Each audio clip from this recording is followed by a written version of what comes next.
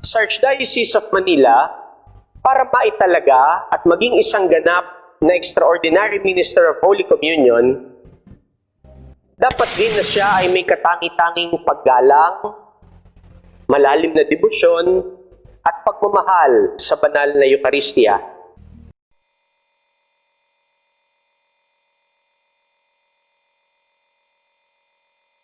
Ano ba ang lay minister adorer? Bago ang lahat, linawin po muna natin ang terminolohiyang lay minister na gagamitin natin sa talakayang ito. Ang lay minister na gamit natin ay tumutukoy sa Extraordinary Ministers of Holy Communion. Ang basihan nito ay ang Second Plenary Council of the Philippines na ginamit ang salitang lay ministers of the Eucharist bilang kahulugan nito. At ito ay ipinaikli na lamang din natin bilang lay ministers.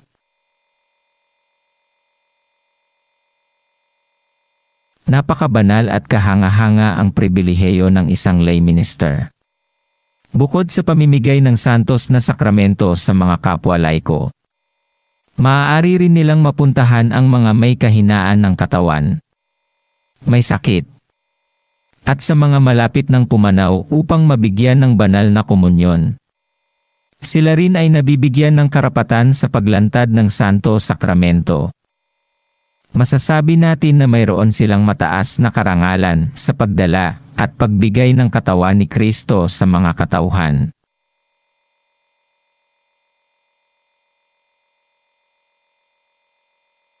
At dito, dumating na tayo sa punto ng usapin kung ano ba ang lay minister adorer. Ang lay minister adorer ay isang pangkaraniwaring lay minister.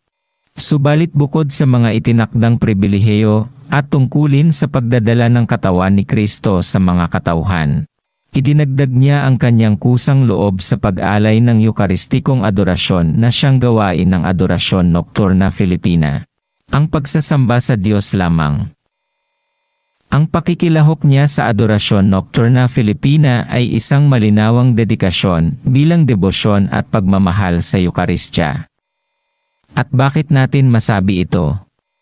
Dahil ang Adorasyon Nocturna Filipina lamang ang kaakibat ng World Federation on Eucharistic Works of the Church sa Pilipinas na kinikilala ng Vatican na may pangunahing layunin, sadya o gawa sa pagbibigay adorasyon kay Kristo sa banal na sakramento. Matatandaan natin ang guidelines na ibinigay sa mga lay ministers, na dapat rin may malalim na debosyon at pagmamahal sa Eucharistia. At ito po ay tumutumba sa sadya ng Adorasyon Nocturna Filipina. The Adoration Nocturna Filipina members seek to glorify God by personal dedication and to honor Jesus Christ in the most holy sacrament through their work of night adoration. Its ultimate goal is the formation of apostolic zeal for the service of God and neighbor. Ang gawain ng lay minister adorer ay hindi lamang naiiwan sa pagdadala ng katawan ni Kristo sa mga katauhan, kundi mapadala rin niya ang katauhan patungo naman kay Kristo, upang makapagbigay ng panahon ng Eucharistikong adorasyon, pagpupuri, pasasalamat, at pagmamahal sa Kanya sa daang debosyon na ito.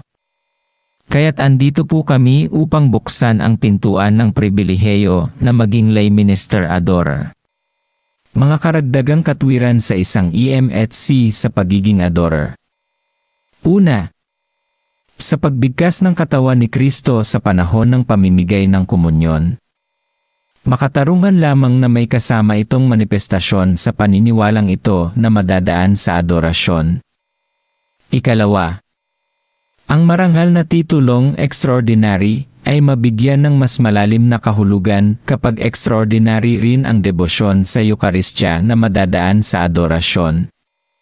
Ikatatlo, upang may kaibahan sa mga protestanteng ministro ng komunyon, ang pagiging isang kasapi ng adorasyon na wala sa protestanteng simbahan ay magbibigay ng higit na antas bilang isang katolikong ministro ng komunyon.